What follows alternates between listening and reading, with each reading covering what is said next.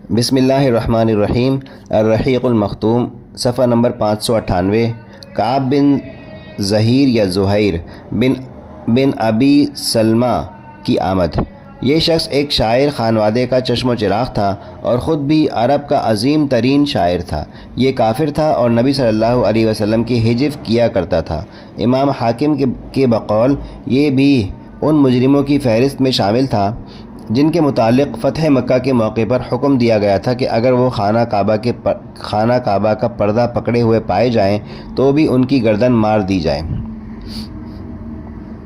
لیکن یہ شخص بچ نکلا۔ ادھر رسول اللہ صلی اللہ علیہ وسلم غزوہ طائف سن 8 ہجری سے واپس ہوئے تو کعب کے پاس اس کے بھائی یہ بجیر بن زہیر نے لکھا کہ رسول اللہ صلی اللہ علیہ وسلم نے مکہ کے کئی ان افراد کو قتل کروا دیا ہے جو آپ کی حجف کرتے اور آپ کو ایذائیں پہنچاتے تھے۔ قریش کے بچے کھچے شعراء میں سے جس کے جدھر سینگ سمائے ہیں نکل بھاگا ہے، لہذا اگر تمہیں اپنی جان کی ضرورت ہے تو رسول اللہ صلی اللہ علیہ وسلم کے پاس اڑ کر جاؤ، کیونکہ کوئی بھی شخص توبہ کر کے آپ کے پاس آ جائے تو آپ اسے قتل نہیں کرتے، اور اگر یہ بات منظور نہیں تو پھر جہاں نجات مل سکے نکل بھاگو۔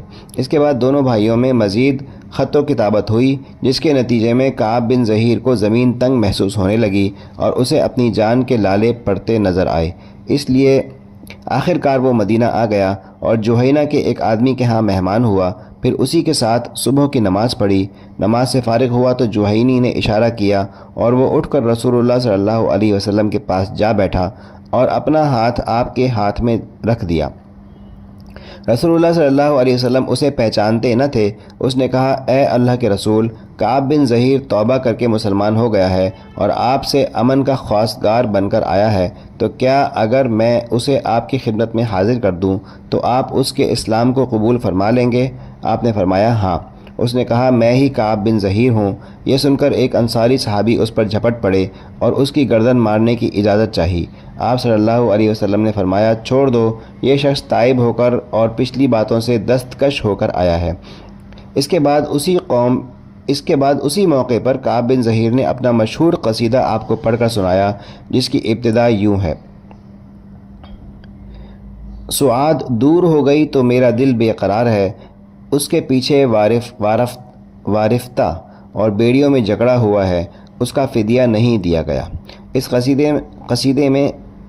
قصیدے میں کعب نے رسول اللہ صلی اللہ علیہ وسلم سے معذرت کرتے ہوئے اور آپ کی مدح کرتے ہوئے آگے یوں کہا ہے: مجھے بتایا گیا ہے کہ اللہ کے رسول، یہ بھی اشعار ہیں، ٹوٹل 4 اور 5 9 اشعار ہیں جن کا ترجمہ یہاں پہ میں پڑھ رہا ہوں۔ مجھے بتایا گیا ہے کہ اللہ کے رسول نے مجھے دھمکی دی ہے، حالانکہ اللہ کے رسول سے درگزر کی توقع ہے۔ آپ ٹھہریں، چغل خوروں کی بات نہ لیں، وہ ذات آپ کی رہنمائی کرے جس نے آپ کو نصائح اور تفصیل سے پر قرآن کا تحفہ دیا ہے۔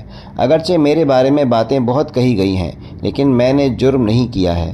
میں ایسی جگہ کھڑا ہوں اور وہ باتیں دیکھ اور سن رہا ہوں کہ اگر ہاتھی بھی وہاں کھڑا ہو اور ان باتوں کو سنے اور دیکھے تو تھراتا رہ جائے، سوائے اس صورت کے کہ اس پر اللہ کے اذن سے رسول کی نوازش ہو۔ حتیٰ کہ میں نے اپنا ہاتھ کسی نزاع کے بغیر اس ہستی محترم کے ہاتھ میں رکھ دیا جسے انتقام پر پوری قدرت ہے اور جس کی بات ہے جب میں اس سے بات کرتا ہوں، درا حال یہ کہ مجھ سے کہا گیا ہے کہ تمہاری طرف فلاں باتیں منسوب ہیں اور تم سے باز پرس کی جائے گی، تو وہ میرے نزدیک اس شیر سے بھی زیادہ خوفناک ہوتے ہیں جس کا کچھار کسی ہلاکت خیز وادی کے بطن میں واقع کسی ایسے سخت زمین میں ہو جس سے پہلے بھی ہلاکت ہی ہو۔ یقیناً رسول ایک نور ہیں جن سے روشنی حاصل کی جاتی ہے، اللہ کی تلواروں میں سے ایک سوتی ہوئی ہندی تلوار ہیں۔